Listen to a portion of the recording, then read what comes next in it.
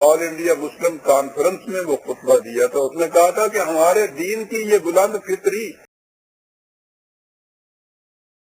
ملاؤں اور فقیہوں کے فرسودہ اوہام میں جکڑی ہوئی ہے اور آزادی چاہتی.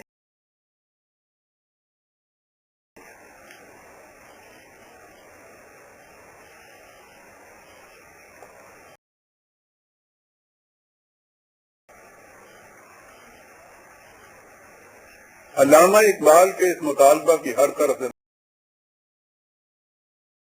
مخالفت، مذہبی پیشوائیت کی طرف سے مخالفت ہوئی.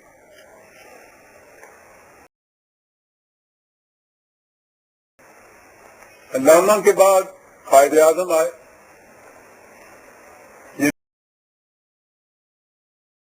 جن کے متعلق مشہور ہے کہ وہ تو ایک سیکولر اسٹیٹ چاہتے تھے. کیا کیا باتیں ہیں ساتھ.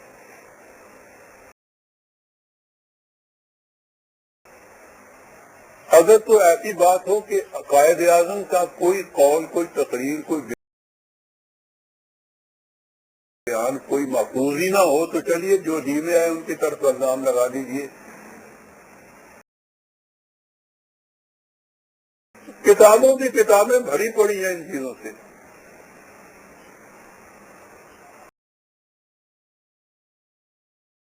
یہ دعویٰ کرنے والے معاف رکھیے گا، میں یہ نہیں کہتا کہ وہ منافقت تھے، لا علم تھے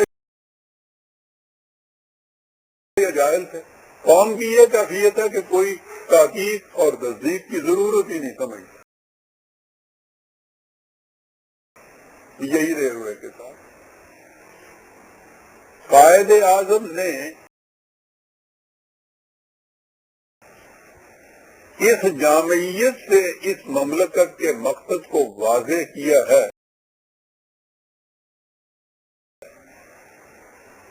کہ بہرحال میری بھی عمر گزری ہے، اسلامی لٹریچر میری نگاہوں سے گزرا ہے، ایک ایک سطر بھی گزری ہے. اس جامعیت سے جو انہوں نے بیان فرمایا تھا، اسلامی مملکت کا مقصد مجھے اور کہیں نظر نہیں آیا. انہوں نے حیدرآباد کے اپنے انٹرویو میں کہا تھا کہ اسلامی حکومت کا یہ امتیاز ہمیشہ پیش نظر رہنا چاہیے کہ اس میں عقائد اور وفا کیشی کا مرجع خدا کی ذات ہے، جس کی تعمیل کا واحد ذریعہ قرآن مجید کے احکام اور اصول ہیں.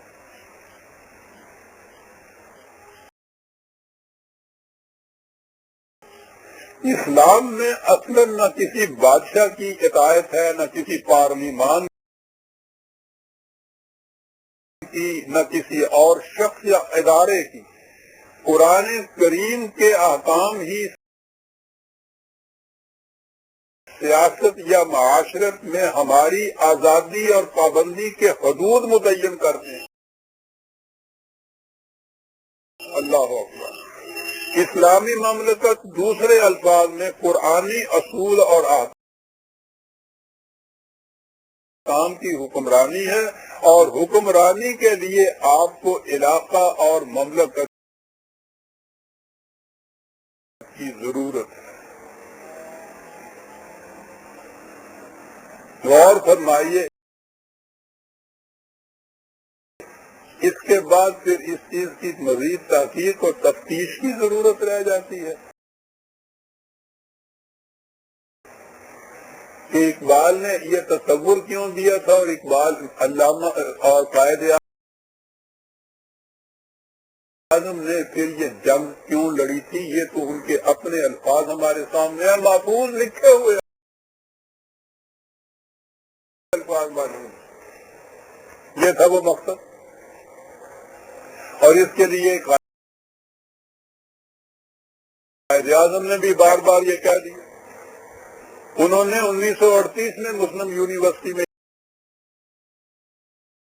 یہ بات کہی تھی کہ مسلم لیگ نے کم از کم ایک کام تو کر دیا ہے، اور وہ یہ کہ اس نے تمہیں نے مسلمانوں کے رجعت پسند عناصر کے چنگل سے چھڑا لیا ہے، اس نے تمہیں اس ناخوش آئین طبقہ کی جکڑ بندیوں سے آزاد کرا دیا ہے جسے مولوی یا مولانا کہتے ہیں۔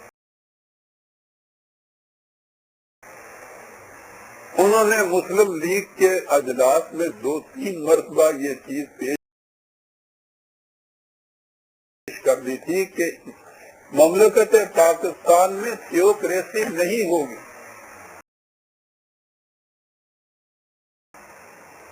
انہوں نے تشکیل پاکستان کے فوری بعد امریکہ کے نام براڈ کاسٹ کیا تھا۔ اس براڈ کاسٹ میں یہ چیز کہی تھی کہ پاکستان کا دستور تو بہرحال مسلمانوں نے مرتب کرنا، لیکن ایک بات میں یہ واضح کر دینا چاہتا ہوں کہ اس میں تھیوکریسی نہیں ہوگی جس میں عنان حکومت مذہبی پیشوائیت کے ہاتھ میں دے دی جاتی ہے کہ وہ بذام خیش خدائی مشن کو پورا کریں۔ یہ نہیں ہوگی پاکستان میں۔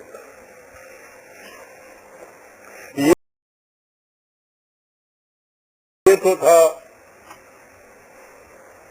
اقبال اور قائد اعظم کے پیش کردہ اسلام کا تصور۔ عزیزان من غور فرمائیے، اس میں کسی قسم کی نہ کسی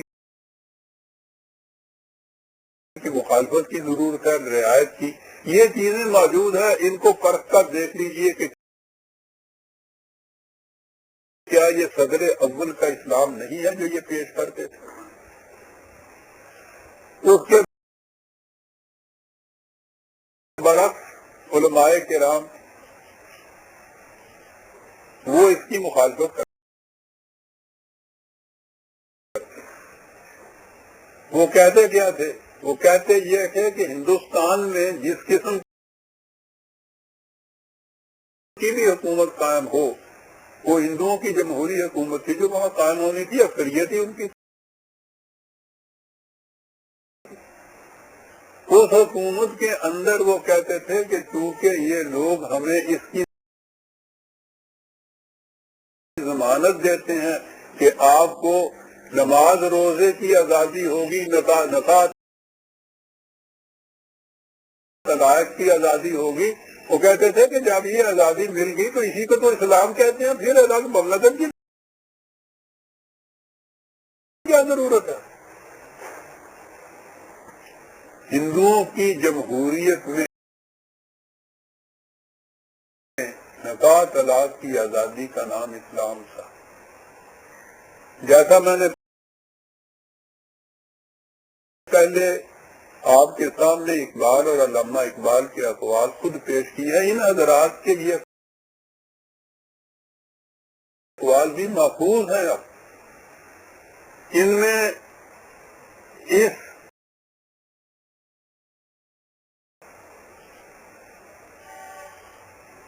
گروہ کا سر خیل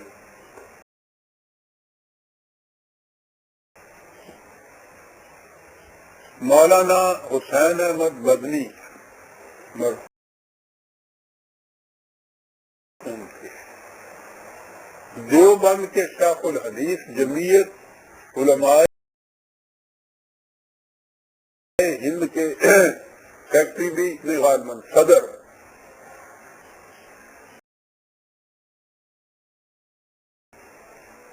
ان کے مقابلے میں انہوں نے یہ کہا تھا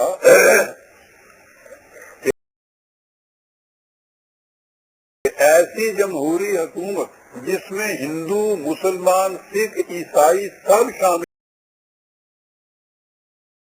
ہوں، حاصل کرنے کے لیے سب کو متفقہ کوشش کرنی چاہیے۔ ایسی